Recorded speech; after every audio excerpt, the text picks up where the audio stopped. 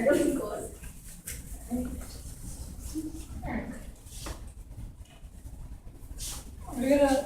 gonna do a play on Fences.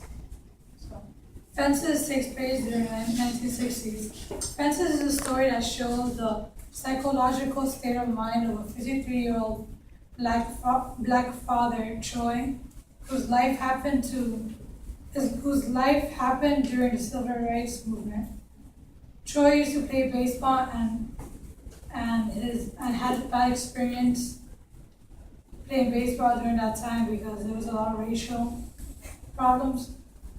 So his bad experience of playing baseball has shared his values and beliefs. So he does not encourage his son to play football. In fact, he tells his son that he won't make it through life while playing football because a white man wouldn't allow him, wouldn't accept him inside the football team. So even though the times had changed, Troy still continues to believe that it's still the same. So he's really strict, he's really hard-headed and sticks to what he says and does not live by what other people say. So the characters is Troy and Rose, Troy's wife, Gabriel, Troy's brother, and yeah. Please start. Sorry. The lights come up on Rose hanging out close. She hums and sings softly to herself. It is the following morning. Jesus, be a fence all around me every day. Jesus, I want you to protect me as I travel on the way. Troy enters from the house. Hey Troy, good morning. Would you like some breakfast? I got the coffee on. That'll be alright. I'll just drink some of that this morning. That 650 went hit yesterday. That's the second time this month. Miss Pearl hit for $1. Seem like those that need least always get lucky. Poor folks can't get nothing. Them numbers don't know nobody. I don't know why you fool with them. You and Lance both. It's something to do. You are doing nothing but throwing your money away. Troy, I don't play foolishly. I play a nickel here, a nickel there. That's 2 nickels you done thrown away. Now, I hit sometimes. It makes up for it. It comes in handy when I do hit. I don't hear you complaining then. I ain't complaining now. I just say it's foolish trying to guess out of 600 ways which way the number gonna come. If I have all the money these niggers throw away on numbers for 1 week, I'll be a rich man.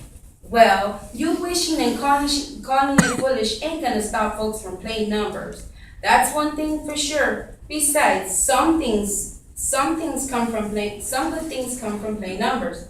Look where Pope done bought his restaurant off of numbers. I can't stand niggers like that. Man had 2 dimes to rub together. He walking around with his shoes all over bumming money for cigarettes. Alright, got lucky there and hit the numbers. Troy, I know all about it. Had good sense. I'll say that for him. He had thrown his money away. I seen niggers hit the numbers and go through $2,000 in 4 days. Man bought him that restaurant down there, fix it up real nice, and then didn't want nobody to come in. And then we're going there, can't get no kind of service. I seen a white fellow come in there and order a bowl of stew. Pop pick all the meat out of the pot for him. Man he had nothing but a bowl of meat. Negro come behind him and ain't got nothing but the potatoes and carrots. Talking about what numbers do for people, you picked a wrong example. Ain't done nothing but make worse out of him than he was before. Troy, you ought to stop worrying about what happened at work yesterday. I ain't worried.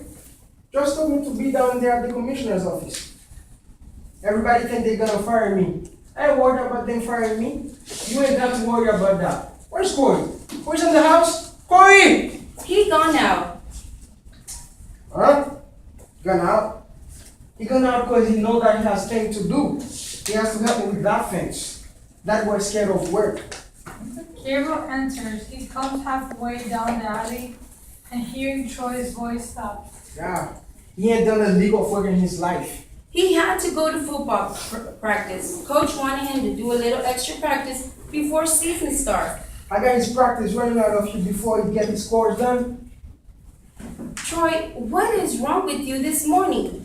Don't nothing set right with you. Go on back in, go to bed. Get up on the other side. Why something got to be wrong with me? I said nothing wrong with me. You got something to say about everything. First it's the numbers, then it's the way man run its restaurant. Then you done got on Corey. What's it gonna be next? Take a look up there and see if the weather suits you. Or it's gonna be how you gonna put up the fence with the clothes hanging in the yard. You hit the nail on the head, man. I know you like I know the back of my hand. Go on in there and get some coffee. See if that straighten you up. Cause you ain't right this morning. They start into the house and see Gabriel. Gabriel starts thinking, Troy's brother is 7 years younger than Troy. Injured in World War II, he has a metal plate on his head. He carries an old trumpet tied around his waist and believes with every fiber of his being that he is the Archangel Gabriel. He carries a chip basket with an assortment of discarded fruits and vegetables he has picked up in this district and which he attempts to sell. Yes, ma'am, I got plums. Ask me how I sell them? 10 for a piece, 3 for a quarter. Come buy them today, because tomorrow I'll be gone. Hey, Rose. How you doing, Gabe? There's Troy. Hey, Troy. Hey, Gabe. What you got there? You know what I got, Rose? Fruits and vegetables. Where's the plums you talking about? Oh, I ain't got no problems, Rose. I was just singing that. But I'll get some plums tomorrow. Put in a big order for me. Enough for St. Peter and everyone.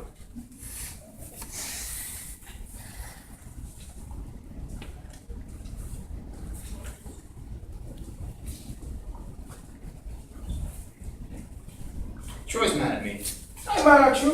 What I got to be mad at you about? You ain't done nothing to me.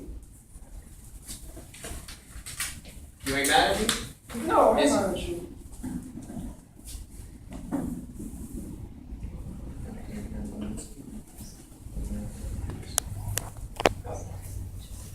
Got me 2 rooms in the basement. Got my own door too. Want to see my keys? Just headphones.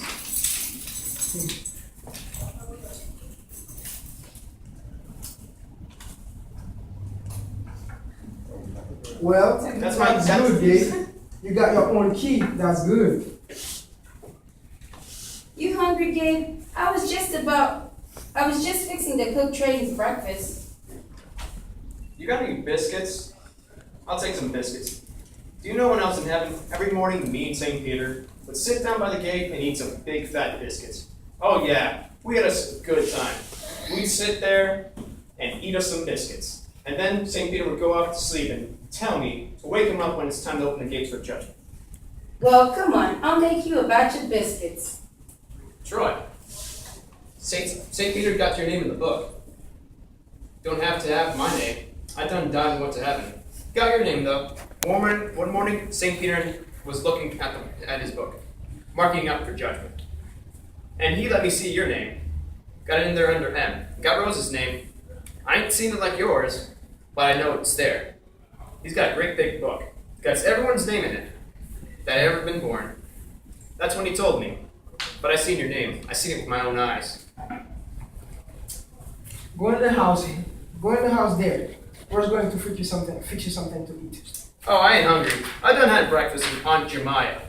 She come by and cook us up a whole bunch of flapjacks. Remember how we used to eat flapjacks? Go on in the house and get you something to eat now. I got plums to sell. I done sold some tomatoes. Got 2 quarters. Want to see? I'm gonna try and sell them and buy me a new horn, so St. Peter can hear me when it's time to open the gates. Wait, hear that? It's the hellhounds. I gotta go chase them out of here. Get out! Get out!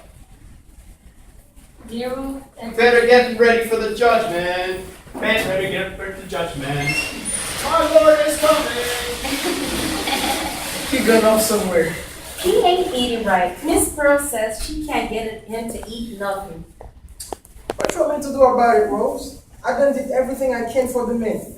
I can make him get well, make that half of his head blown away. What you expect? Seems like something ought to be done to help him. Man don't bother nobody. He's just mixed up from that metal plate he got in his head. At least he be eating right. They can help take care of him. Don't nobody wanna be locked up, Rose. What you wanna lock him up for?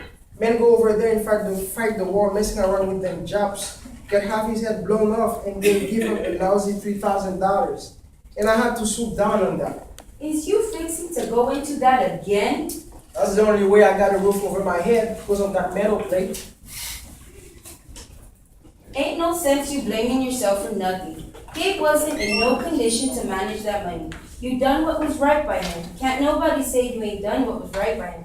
Look how long you took care of him, till he wanted to have his own place and moved over there with Miss Pearl. That ain't what I'm saying, woman. I'm just stating the facts. If my brother didn't have that metal plate in his head, I wouldn't have a pot to piss in or a window to throw it out of. And I'm 53 years old. Now see if you can understand that. Where are you going on to? You've been running out of here every Sunday for weeks. I thought you were gonna work on the fence. I'm gonna walk down to Taylor's. Listen to the ball game. I'll be back in a bit. I'll work on it when I get back. Position that, we believe that parenting style is something that all parents should pay attention to. Parents should be careful not to raise their children based on their own experience and keep an open mind. We should also understand that the world is changing and that we should consider these changes in order to avoid unnecessary conflict within families. We also realize that a husband is not only a provider, but is also a person that should be involved with their children and the rest of the family at all times. In other words, a husband should not be a selfish person and just take care of himself.